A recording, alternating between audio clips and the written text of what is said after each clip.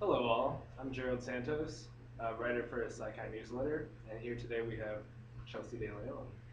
I'm Chelsea, as Gerald mentioned, and I am the current Sci-Fi president. So Chelsea, can you tell us a little bit more about yourself? So I am currently a senior. I am getting a double degree in biochemistry and psychology. I'm from the St. Louis area, so I grew up and went to high school in St. Louis County.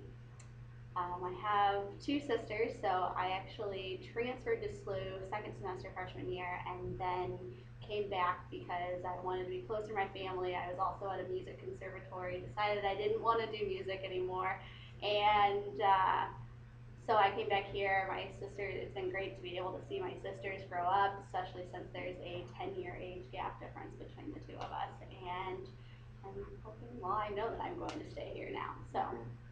So what made you decide to choose Sweden? Um, Just because of the proximity to your family? I think that was a large part of it. So I originally went to Oberlin College in Ohio. It's a small town, basically about 4,000 people total, and I think 2,000 of those were students. So very different than where I grew up, and I wasn't. There were just a lot of things that kind of transpired during the semester that I just realized it wasn't the right place for me. And so when I decided to come back to St. Louis, I actually had the opportunity to continue playing NCAA lacrosse or come back and come to SLU and be in a more metropolitan area. So what I decided to do was to come back to SLU, be closer to home, and do more of the science route. So you play sports, you play a musical instrument, and you're biochemistry, you said? Yes. Wow, seems pretty accomplished. So what are your interests in psychology? Um, so I think it's kind of morphed over time. When I came and started at SLU my second semester sophomore year, I was very interested in neuroscience. So that actually started back in high school where I kind of had an inkling for it. I did some research at the neuropathology core at WashU, and then when I transferred to SLU, I took physiological psychology with Dr. Anch, and I think that kind of more reaffirmed that interest in neuroscience. I didn't think that I would get more involved in the psychology aspect of it. I thought it was purely going to be neuroscience, but then as things transpired, I got involved with sci-fi, kind of learned a little more about psychology in general, and then decided to add on the double degree. And because of that, I've had to take the all of the interdisciplinary, applied, social. What else? We have the cognitive, which was easy to fill, and so developmental.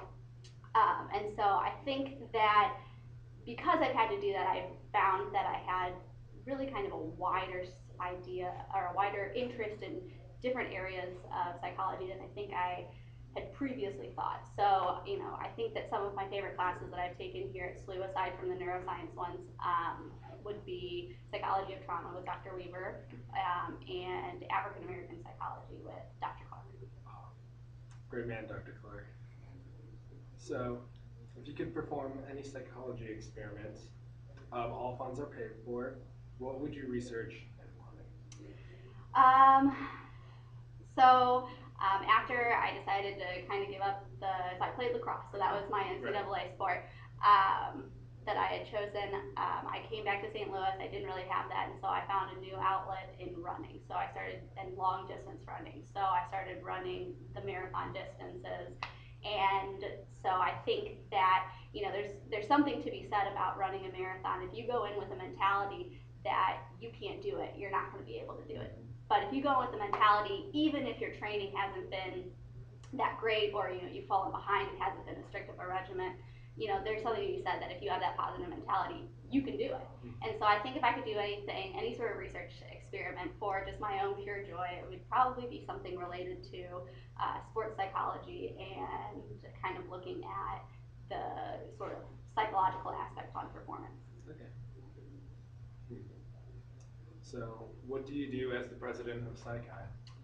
So as the president of SciChi, I do a lot of behind the scenes work. So I live by my email most of the time. I'm constantly answering an influx of emails about the application process for applying to SciChi, about our events, attendance questions, um, and a lot of different inquiries.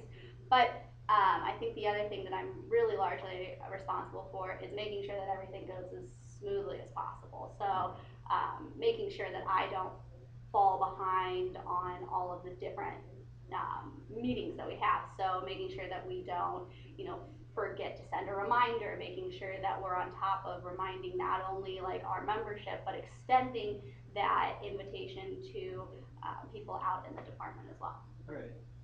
Do you have any events coming up for SciChi? We do. So this upcoming Monday, on February 23rd, at 4:30, we have our SciChi elections for our incoming e-board for next school year. So if people are interested in this position, meet the eligibility requirements, and have applied by our date, then they can apply. They can run for an e-board position, and all of the e-board positions are up for re-election since the majority of the e-board is composed of seniors. So we have that, and then on top of that, we actually have Dr. Clark coming and giving a kind of faculty spotlight lecture about his research.